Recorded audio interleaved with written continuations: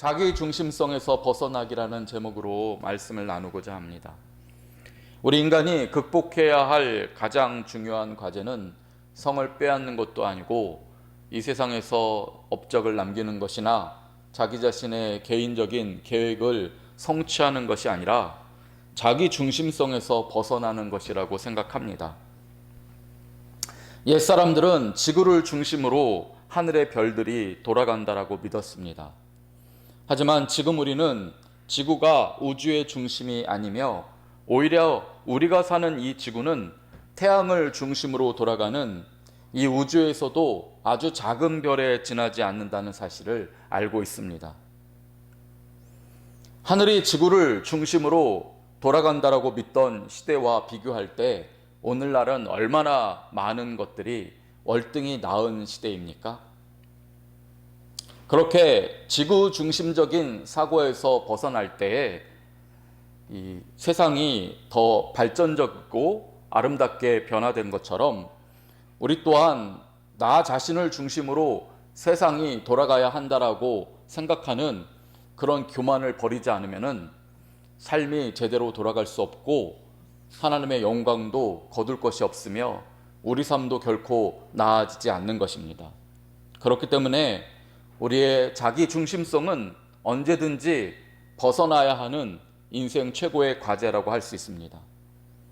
자기 중심성에서 벗어나지 못했던 구약의 대표적인 인물 가운데 하나가 바로 애굽왕 바로라고 할 수 있습니다.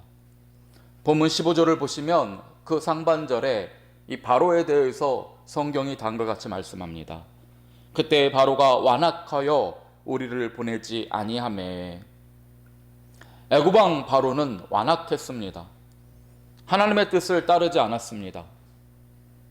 하나님의 뜻은 무엇입니까?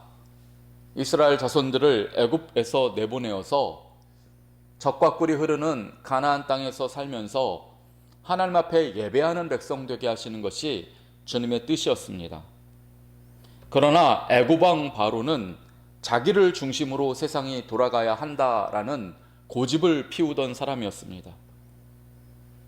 그런 사람이 가축처럼 부리던 히브리 노예들을 내주어야 한다는 주님의 뜻을 알게 되자 어떻게 합니까? 끝까지 주님의 뜻을 따르지 않고 자기 뜻대로 하려고 고집을 부린 것입니다. 자기 중심적인 세상에서 벗어나서 하나님 중심으로 사람들이 돌아가야 한다는 것을 일찌감치 인정했어야 되는데 자기 중심성을 벗어나지 못한 것입니다.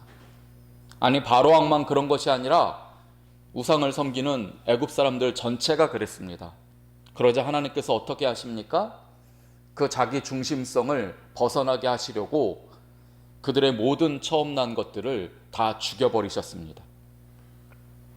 그제야 바로왕은 하나님께 항복하고 주님 뜻대로 이스라엘 자손을 애굽에서 내보내게 된 것입니다.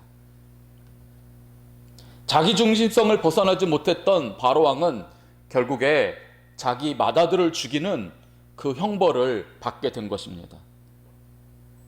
그런데 이 자기 중심적인 태도의 문제는 애굽왕 바로만의 문제가 아니라는 점에 있습니다.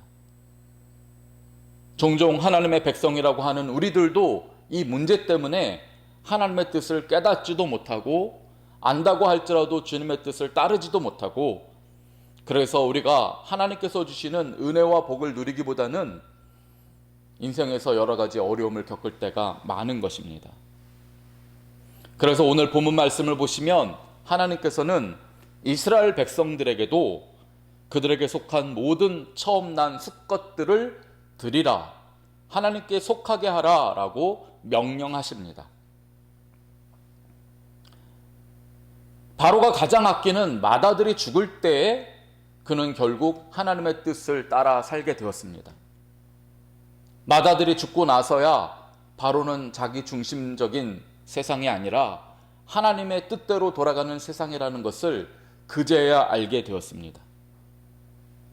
바로가 이렇게 자기 중심성을 벗어나게 된 것은 자발적으로 한 일이 아닙니다.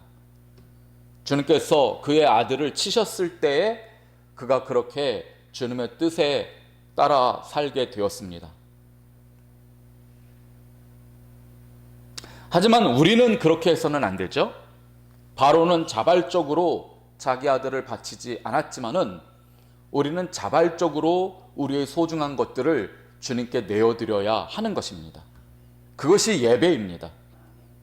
어리석은 백성은 죄악 가운데에서 억지로 모든 것을 잃고 나서야 결국에 소중한 교훈을 얻게 되지만, 하나님의 자녀들은 기꺼이 하나님 앞에 믿음으로 자신의 모든 소중한 것들을 드림으로써 아버지 하나님의 영광을 이루게 되는 것입니다. 바로는 실제로 자신이 가장 아끼는 존재인 아들을 잃었습니다. 그럼으로써 죄인이 받아야 할 벌을 받았습니다. 하지만 하나님의 자녀인 우리는 주님께 기꺼이 자발적으로 하나님께 모든 것을 드림으로써 다시 돌려받고, 돌려받을 때는 회복되고 거룩하게 된 것으로 더 많이 받게 되는 하나님의 은혜를 누리게 될 줄을 믿습니다. 실제로 우리는 사랑하는 아들이나 딸이나 또는 아끼는 그 무엇을 희생하는 대신에 어린 양 예수의 대속의 은혜를 힘입게 됩니다. 내 아들이 죽어야만 합니다. 내 사랑하는 딸이 죽어야만 합니다. 그래야 나의 이 고집스러운 자기 중심성을 벗어날 수 있습니다. 그것이 바로의 이야기가 보여주는 교훈입니다. 그런데요, 실제로 내 아들이 죽거나 내 딸이 죽는 대신에 하나님의 아들이신 예수 그리스도께서 죽으신 것입니다. 그 은혜를 힘입기에 오늘 나의 가장 사랑하는 것들이 죽지 않고 거룩한 주의 자녀되고 하나님의 영광으로 살아가게 되는 줄을 믿습니다. 문제는 이 은혜가 눈에 보이는 것이 아니라 믿음 안에서 이루어지는 것이라는 사실입니다. 그렇기 때문에 우리는 눈에 보이지 않기 때문에 자칫하면 이 은혜를 잊고 바로왕처럼 교만히 자기중심적인 태도를 따라 살아갈 때가 있는 것입니다. 구약시대의 이스라엘 백성들이 그와 같이 하지 않았습니까? 그들에게 하나님께서 주신 구약의 제사는 그들의 죄를 따라 그들이 죽어야 하는데 어린 양의 죽음으로 그들이 살아나는 것을 눈으로 보여주신 하나님의 은혜였습니다. 내가 죽는 대신에 나를 대신해서 양이나 소가 죽는 것이 제사입니다. 이것을 볼 때에 거룩한 백성은 다시는 나 때문에 양이나 소가 죽어서는 안 되겠구나.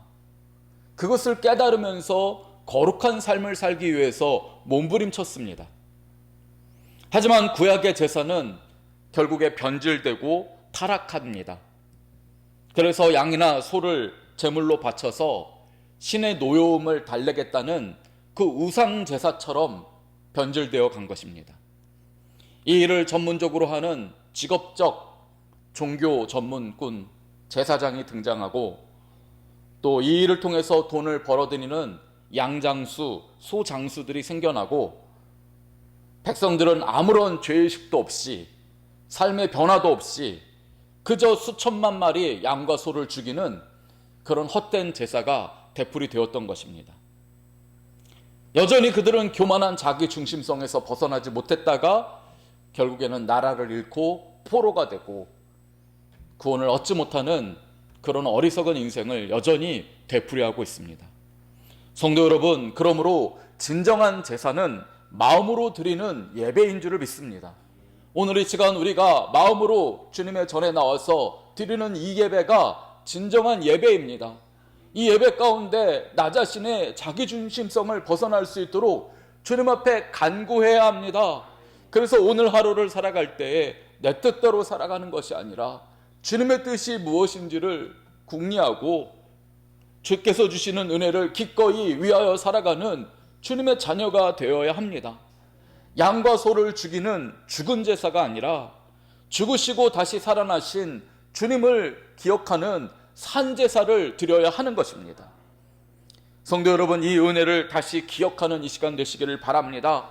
그래서 오늘 하루 하나님의 뜻이 이루어지는 저와 여러분의 삶이 되시기를 주님의 이름으로 축원드립니다. 아멘.